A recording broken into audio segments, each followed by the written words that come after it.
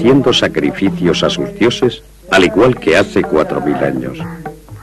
Viven como hombres sagrados, en la pobreza y la continencia. Buscan el camino de la salvación, cada uno a su manera.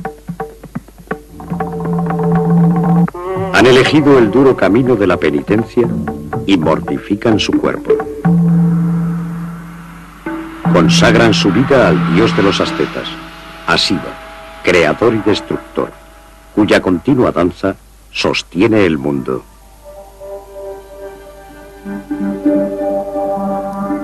El misterio de Shiva.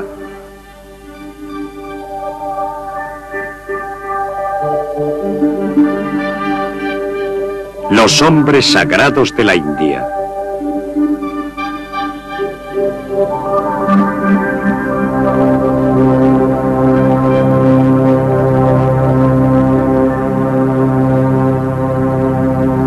Natarajan va en peregrinación.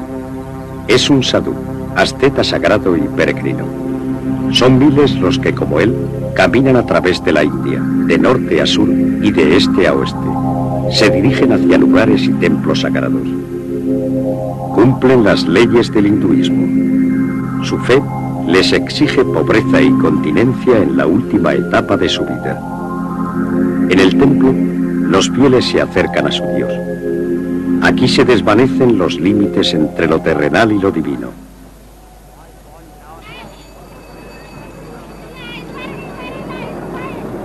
Al igual que 200 millones de hindúes, el sadhu Natarajan es devoto del dios Shiva. La mayoría de los fieles acude al templo a rezar al menos una vez al día.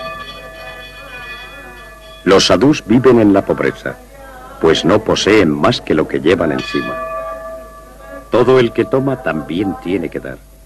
Esta es una regla fundamental del hinduismo. Reciben la bendición de la divinidad y le dan a cambio dinero, frutos y flores. Estas ofrendas se reparten entre los hombres sagrados.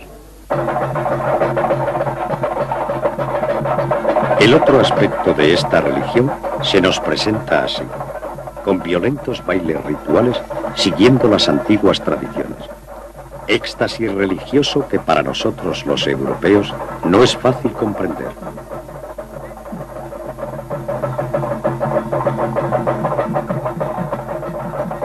Personas que se autoprovocan el trance, un estado en que resultan insensibles al dolor.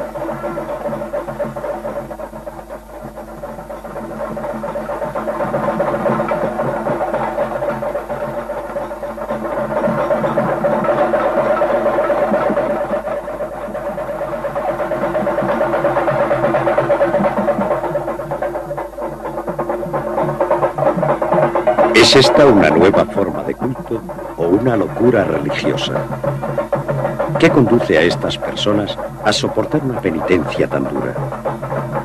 ¿Por qué la mayoría de los hindúes no ha puesto sus esperanzas en esta vida, sino en la que vendrá después? ¿Por qué aceptan su triste existencia sin lamentarse? Todas las vidas están predestinadas por el Dharma y el Karma.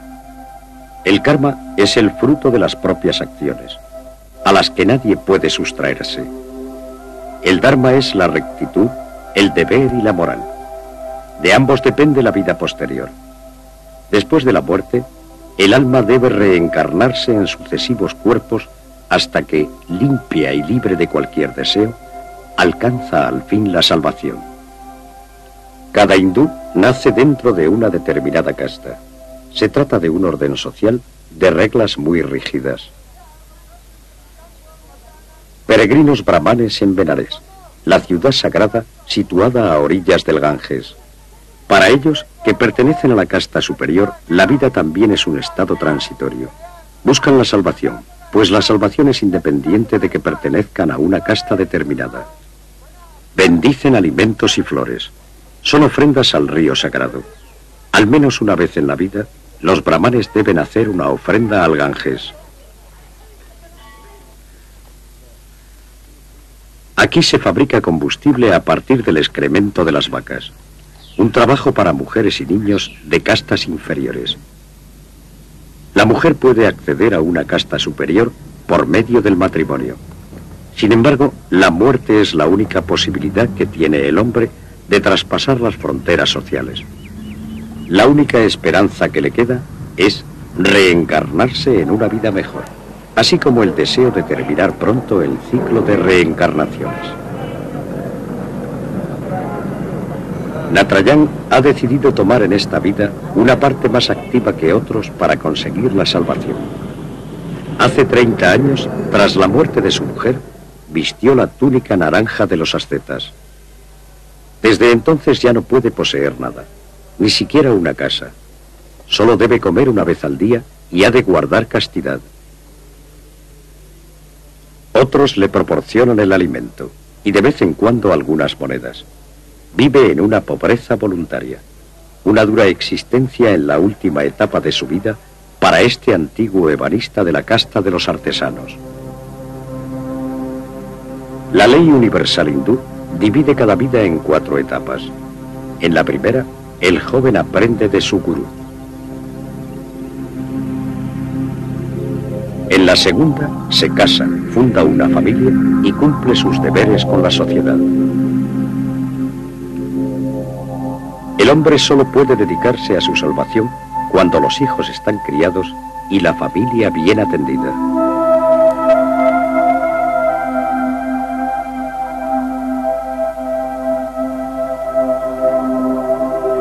En la tercera etapa de su vida, se retira de la familia y de la sociedad para vivir lejos del mundo dedicado a la meditación. Tiene que abandonar todas sus propiedades.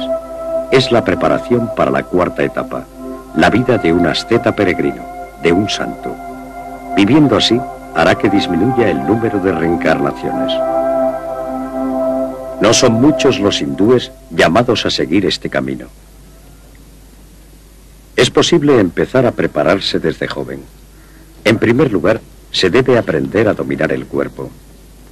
El yoga es el primer paso hacia la meditación. Solo quien haya aprendido a controlar el cuerpo a la perfección, eliminando todos sus deseos, se acerca al objetivo, a la salvación.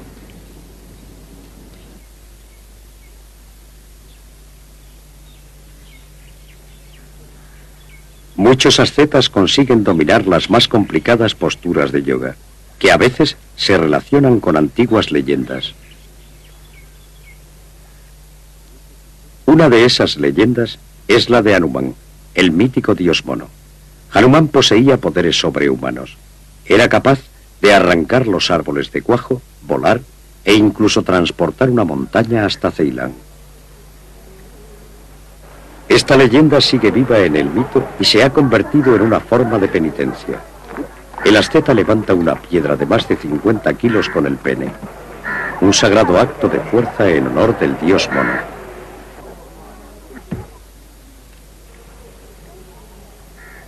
Los hombres sagrados que se dedican solo a la meditación rechazan esta clase de prácticas. Argumentan que el ser humano nunca llega a dominar su cuerpo a través de estos métodos. Sin embargo, la India es conocida en Europa por espectáculos como el que hemos visto. ¿Quién no ha oído hablar de los faquires en un lecho de clavos?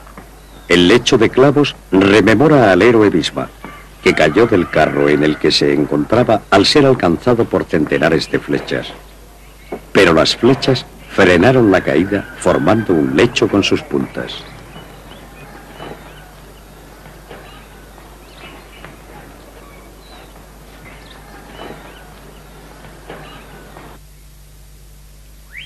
Este asceta reza junto a la tumba de su gurú.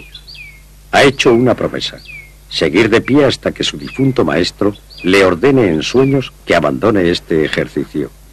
Hace más de 4 años que espera.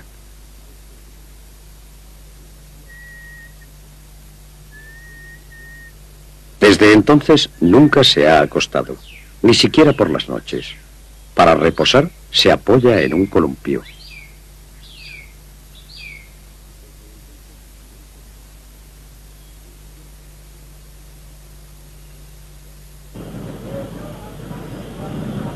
En Nueva Delhi encontramos a otro hombre que siempre está de pie. Nos cuenta que lleva así 13 años y no sabe cuánto le queda.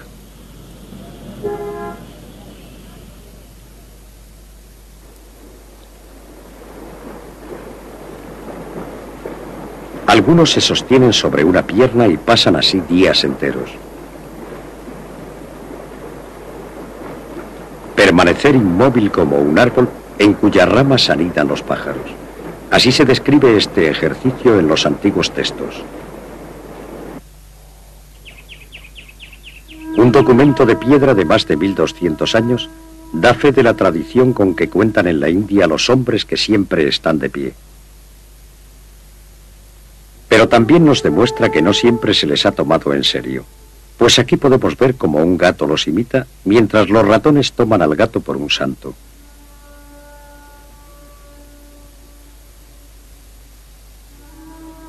Así lo plasmaron los artistas en el Mahabalipuram, el mayor relieve del mundo. A lo largo de 32 años, esculpieron en la roca temas mitológicos en torno a Shiva, el dios de los ascetas.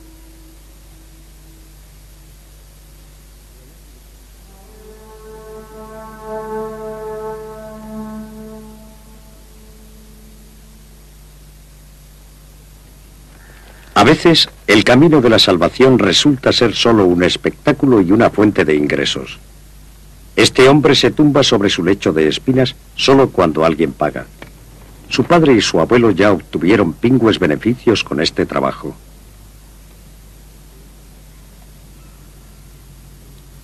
Cada vez que hace esto, cobra unas 3000 pesetas, lo que representa más de la mitad de un salario medio.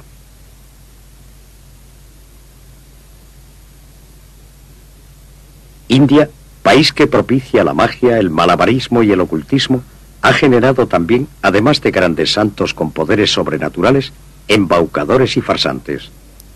Este se ha espolvoreado con ceniza sagrada a fin de dar la apariencia de un verdadero asceta. Controla su cuerpo de tal manera que las puntiagudas espinas no le producen heridas.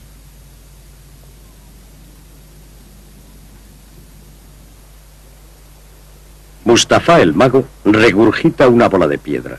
Se gana la vida como prestidigitador.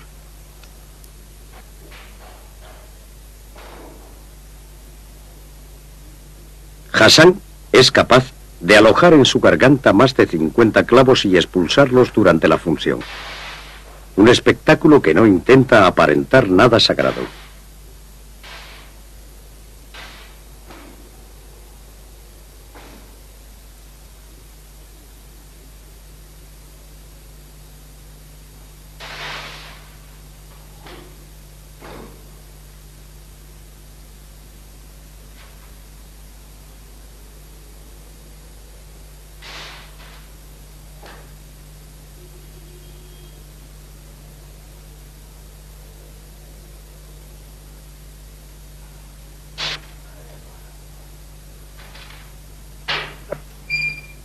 Para saber en qué consiste el truco, le acompañamos a la consulta de un radiólogo. Por primera vez se encuentra ante las modernas técnicas de investigación.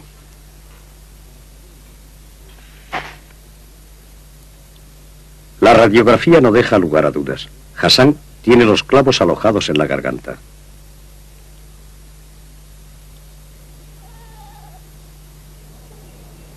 A Natarajan, nuestro asceta peregrino, no le gustan estas prácticas. Ha dejado atrás la etapa placentera de su vida. Ahora, con más de 60 años, solo sueña con llegar a su destino, el lugar sagrado a orillas del Ganges.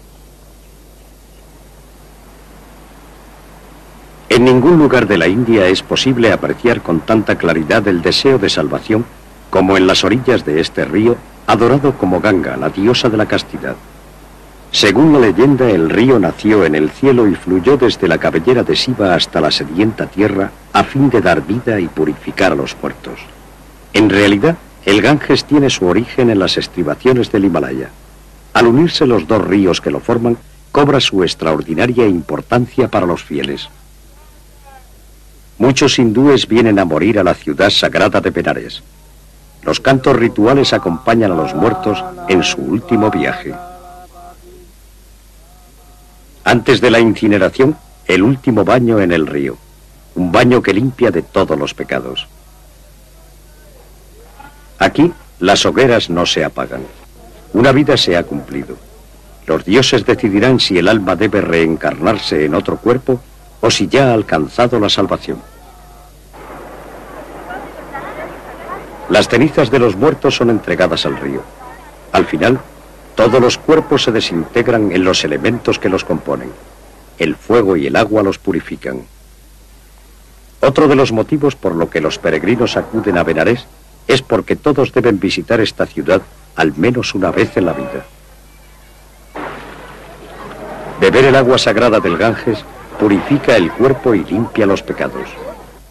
Pequeños pasos hacia la salvación. Los peregrinos también llevan agua del río a sus casas. Está destinada a los enfermos y a aquellos que no pueden acercarse al Ganges para morir y ser incinerados aquí. Con la celebración de coloristas procesiones, los peregrinos vuelven a sus pueblos. El Ganges es el centro de la vida cotidiana. En los lugares destinados a baños públicos siempre tiene lugar algún encuentro. Se producen aglomeraciones. Aquí se lava todo: cuerpo, cabello y ropa. Entre tanto, exhaustivas oraciones dirigidas al sol naciente y al gran dios Shiva. Shiva habita en el monte Kailas, en el Himalaya. Quien crea en él vencerá a la muerte. No existe otro camino hacia la salvación. Así lo afirman las antiguas escrituras. Yo soy el origen del mundo y su final. Yo soy la vida de todos los seres y el ascetismo de los ascetas. Yo soy la inmortalidad y la muerte. Yo soy el ser y el no ser.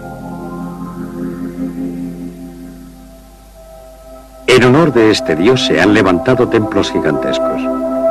Para aquellos que no puedan trasladarse hasta el monte Kailas, hace más de 1000 años se inmortalizó el paraíso de Shiva en la roca en Ellora, al norte de Bombay.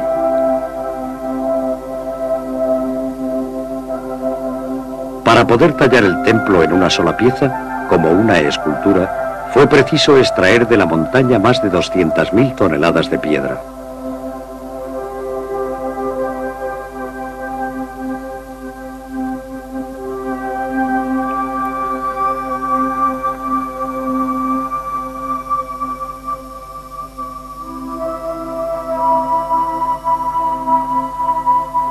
El tridente es símbolo de Shiva, el símbolo de la destrucción. Los devotos de este dios suelen portar sus símbolos. El tridente es el más antiguo que se conoce. Existen representaciones de este símbolo en cerámica desde 200 años antes de Cristo. Shiva también es músico y bailarín. El tambor y el cuerno aparecen junto a él.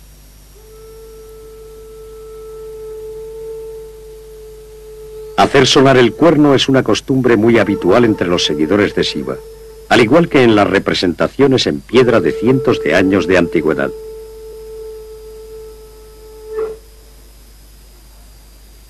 El lingam, el símbolo fálico, representa la fuerza procreadora del dios. El lingam y el yoni, el sexo masculino y el femenino, resumen los dos polos del mundo.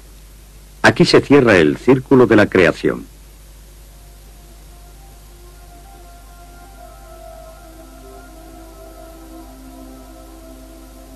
Este es el templo Khajuraho. La forma del tejado reproduce la cordillera del Himalaya, la morada de los dioses.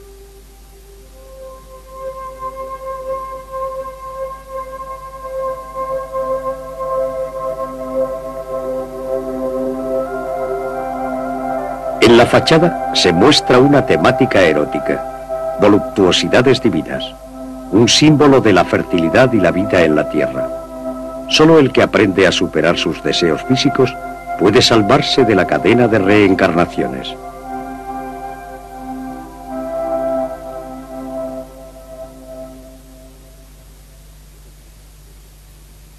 Los creyentes adoran el falo del dios Shiva, pues es él quien ha creado el mundo y quien lo mantiene, pero también quien lo destruye.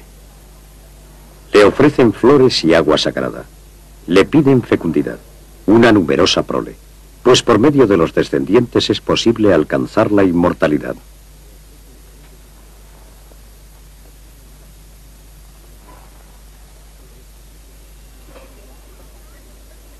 Sai Baba, uno de los santones más venerados de la India, nos ha concedido una audiencia en las afueras de Bangalore. ¿Es un farsante con trucos bien aprendidos? ¿Un ser humano convertido en Dios, tal y como lo consideran muchos? ¿O un salvador de la tierra? Él se considera una reencarnación del dios Krishna. Le gusta verse representado con él en las tarjetas postales. Sai Baba predica el amor y la supresión de las castas, la unidad de todas las religiones. Su doctrina es una mezcla de hinduismo y cristianismo.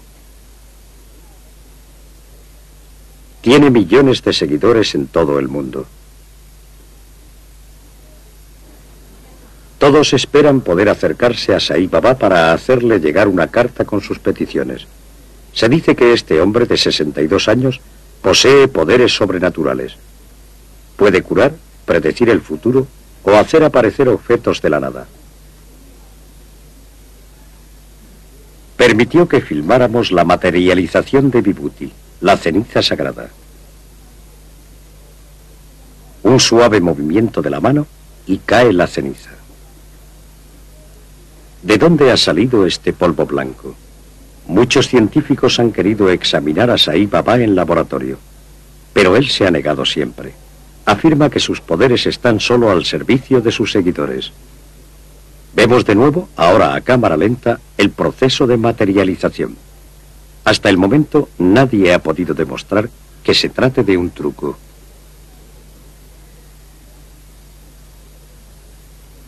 Otro milagro. Un retrato de Sai Baba cuando era joven se halla recubierto por una capa de Vibhuti de varios centímetros de espesor. Supuestamente la ceniza va aumentando por sí misma. No pudimos comprobarlo, pero mandamos analizarlo. El doctor Jürgen Evers nos dice que a fin de determinar qué eran exactamente el polvo gris y el blanco, se sometió primero el polvo gris a una temperatura de 900 grados. Mediante este proceso los cristales pequeños aumentan de tamaño. Podemos examinarlos a través de un aparato de rayos X. La línea inferior es la relativa a nuestra prueba y la de arriba corresponde al ácido silícico. La composición del polvo consiste básicamente en ácido silícico cristalizado en estado casi puro. El ácido silícico se encuentra en el cuerpo humano en pequeña proporción. La composición química de este polvo es propia de las diatomeas, que aparecen en la Tierra en grandes cantidades. Por eso, Sai Baba no puede haber obtenido el polvo de su cuerpo. Tampoco se ha comprobado que haya escondido la ceniza antes de hacerla aparecer. En ocasiones hace llover Vibhuti de diversos recipientes, pero en tal cantidad que según las leyes de la naturaleza no habría cabido dentro de ellos.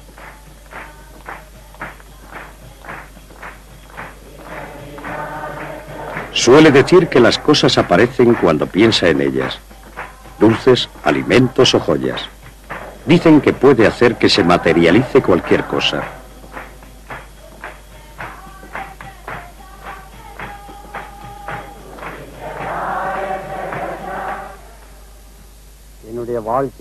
Para Natarajan, que vive en la etapa de la continencia total, todas esas cosas no son más que magia. Meditación y oración forman el único camino que conduce a Dios. El que busca sinceramente a Dios no precisa de espectáculos. Los santos hindúes más nobles viven en completa soledad. Practican el yoga y la meditación solo para sí, para su salvación.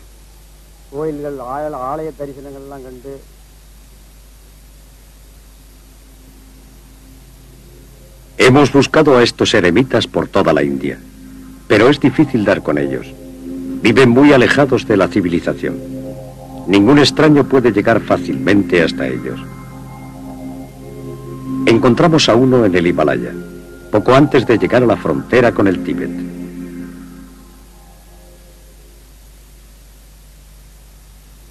Está descalzo sobre la nieve y reza al sol, al dios Surya.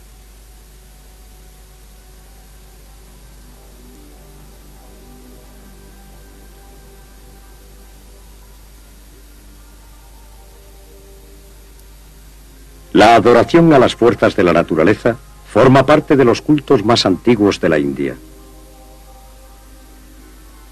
Te elevas mientras diriges tu mirada a todas partes. Bendito Dios del sol, tú que nutres a todos los hombres. Así se adoraba a Surya en la antigüedad. Los eremitas también constituyen una excepción entre los hindúes. El pueblo adora a sus dioses en el templo y celebra fiestas en su honor al menos una vez al año. A menudo las procesiones se prolongan durante varios días. Se hacen ofrendas a los dioses. Estas ofrendas pueden incluir ejercicios para dominar el dolor, que varían según los pueblos. Este joven hindú ha prendido en su piel los cocos que desea ofrecer a su dios. Su cuerpo se halla cubierto de ceniza sagrada.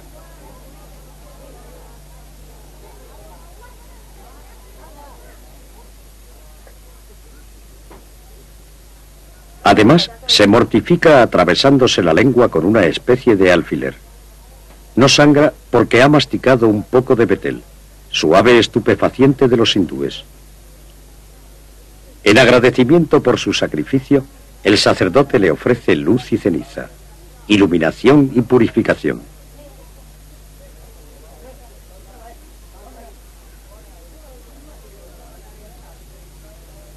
El hindú solo se hace esto en la lengua con motivo de ciertas festividades y permanece así durante varios días.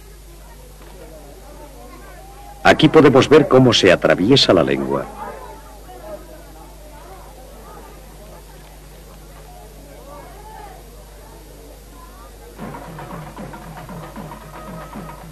Nos encontramos en el sur de la India presenciando una ofrenda a Kali, al igual que el dios Shiva, diosa de la fecundidad y de la muerte.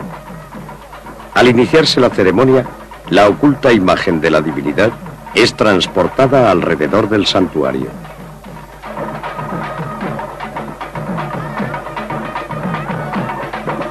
Semanas atrás, varios jóvenes fueron elegidos como portadores del agradecimiento. Este año son 66. 7 días antes de la fiesta, deben presentarse en el templo, del que no podrán salir hasta el día del gran acontecimiento. Se preparan para ello a través del yoga y una alimentación estrictamente vegetariana. El sacerdote les bendice.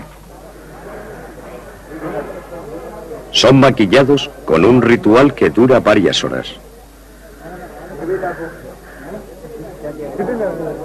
Después, les frotan con pasta de sándalo y los engalanan con flores.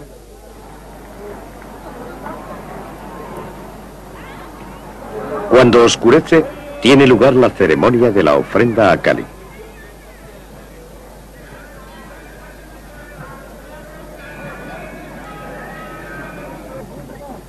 Se trata de una ceremonia que hace pocos años perdió parte de su crudeza.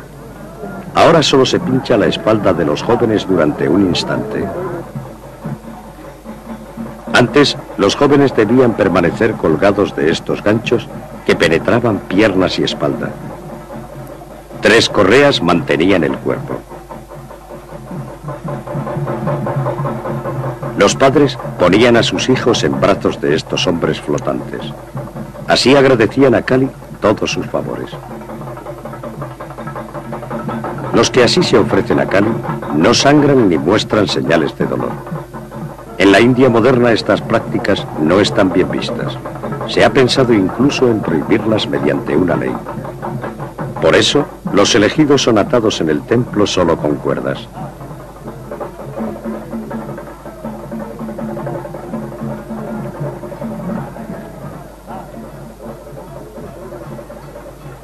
Sin embargo, los padres continúan llevando allí a sus hijos. Son elevados y conducidos alrededor del templo. Es el agradecimiento a Kali por los hijos recibidos.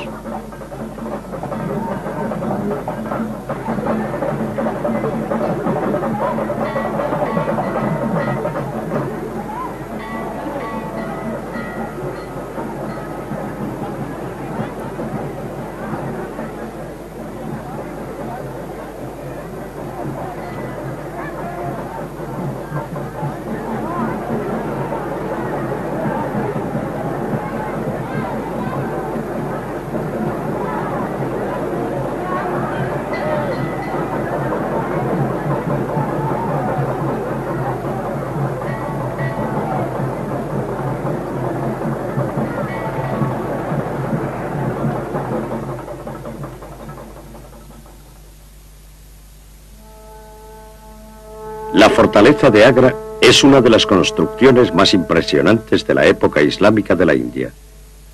En el siglo XVI, el emperador mogol Akbar dominaba el país desde aquí.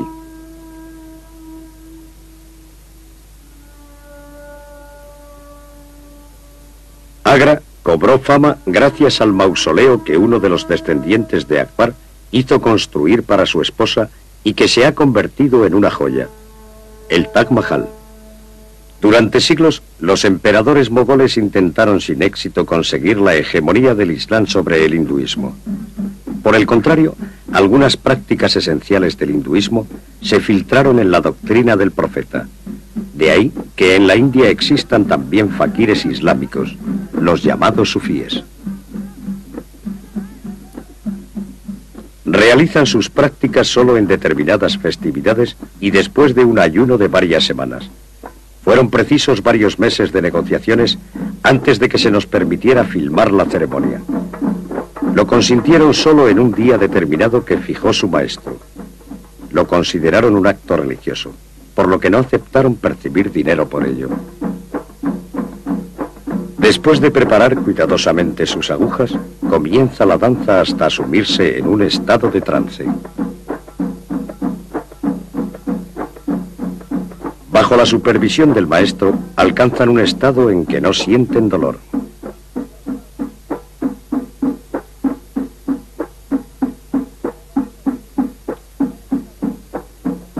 Trece agujas atraviesan la piel de este hombre. Para un fakir es una prueba muy fácil.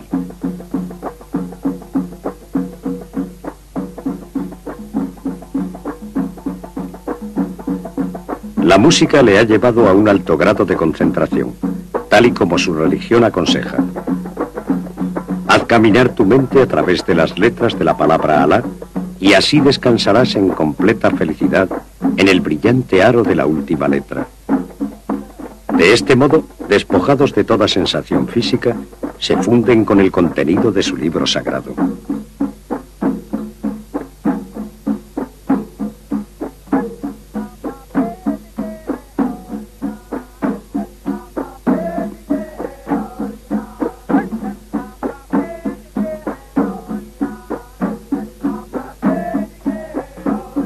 El fakir permanece cerca de media hora en esta posición. Solo una suave tela le protege del sol. A continuación, se retiran las agujas. Una breve presión es suficiente. Poco después, su cuerpo no muestra señales. Además, no brota una gota de sangre.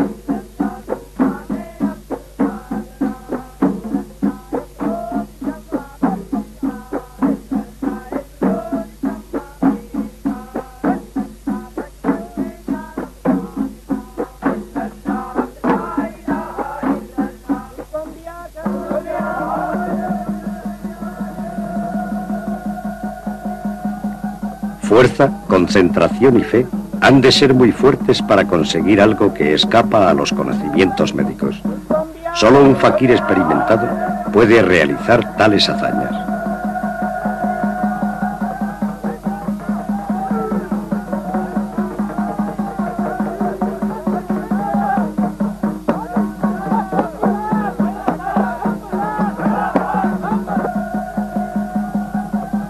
No solo se ha atravesado la lengua, sino también la zona de abajo, uno de los puntos más sensibles del cuerpo humano.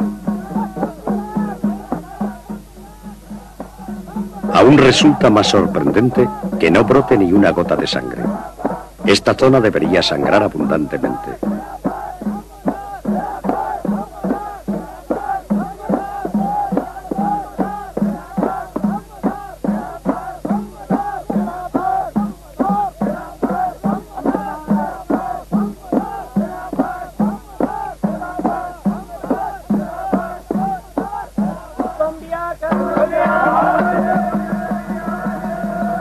Basta con que el maestro toque con el dedo la boca de su discípulo para que se cierre la herida. Algunos investigadores han estudiado este fenómeno. El profesor Larvin nos dice que han estudiado las reacciones de un fakir en el laboratorio, considerando que es un artista del dolor con el fin de observar cómo puede el ser humano enfrentarse a un dolor tan fuerte. Al mismo tiempo nos interesaba saber lo que experimenta el cuerpo y más concretamente el cerebro cuando se padecen fuertes dolores. El fakir se atraviesa la carne teniendo que soportar un dolor muy intenso. Estos dolores están por encima de los límites de percepción, incluso por encima del nivel de tolerancia. Normalmente no es posible aguantarlos.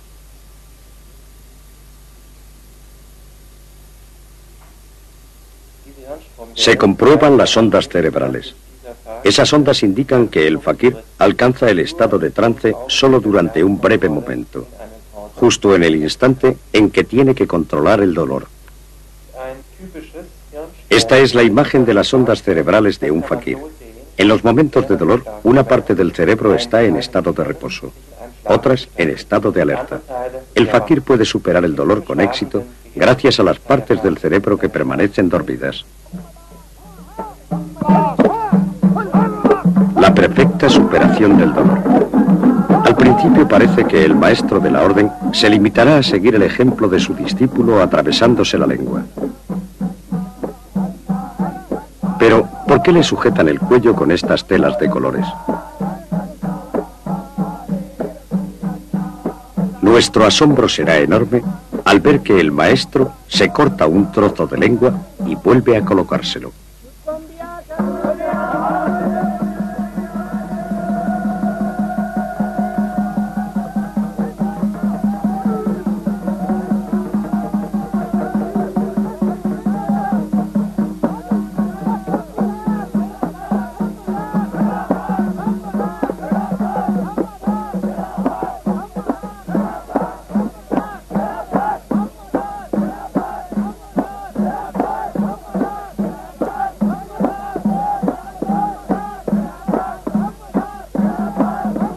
Ahora comprendemos el motivo por el que los discípulos sujetan al maestro, para que no caiga al suelo en el estado de supremo éxtasis en que se encuentra. Además, según nos cuentan, después deben protegerlo, porque si le toca a alguien que no sea creyente, no podría volver a colocarse el trozo de lengua.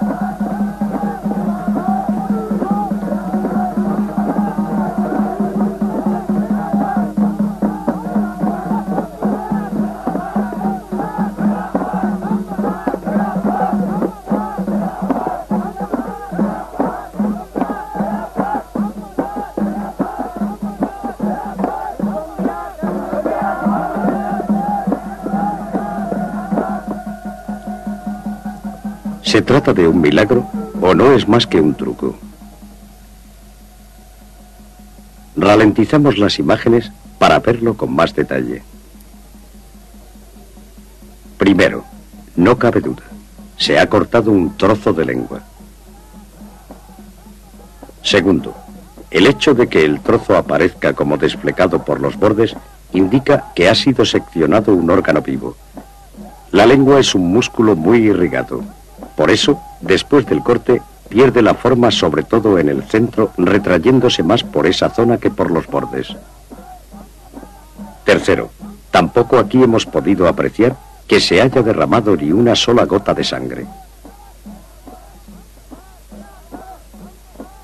Y cuarto, que la lengua ha vuelto a unirse y ha recuperado su movilidad. Este fenómeno no puede ser explicado por la medicina. Tenemos que entenderlo como un acto mental relacionado con la meditación.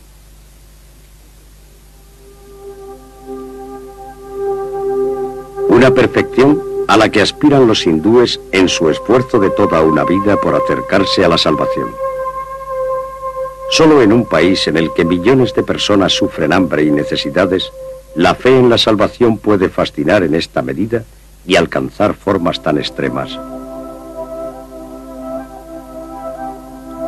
El que a pesar de sus esfuerzos no lo consigue, tiene la esperanza de lograr un destino mejor en su siguiente vida, pues debe seguir reencarnándose hasta que su alma se diluya en el alma de todos, al igual que una gota en un lago.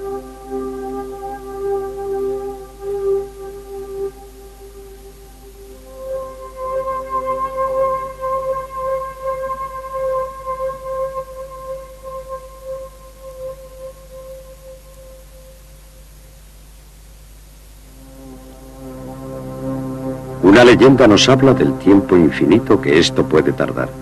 Narada, el adivino de los dioses, se apareció a un hombre santo que hace muchos años se consagró a la meditación y al más severo ascetismo. Te concedo un deseo, le dijo Narada. Me gustaría saber cuántas vidas debo pasar aún así. El hombre santo recibió como respuesta: mira las hojas de ese árbol. Solo cuando hayas vivido tantas vidas en el ascetismo como hojas tiene ese árbol, conseguirás la salvación. Entonces, el hombre santo comenzó a bailar de alegría, exclamando: ¿cómo? ¿Solo esas?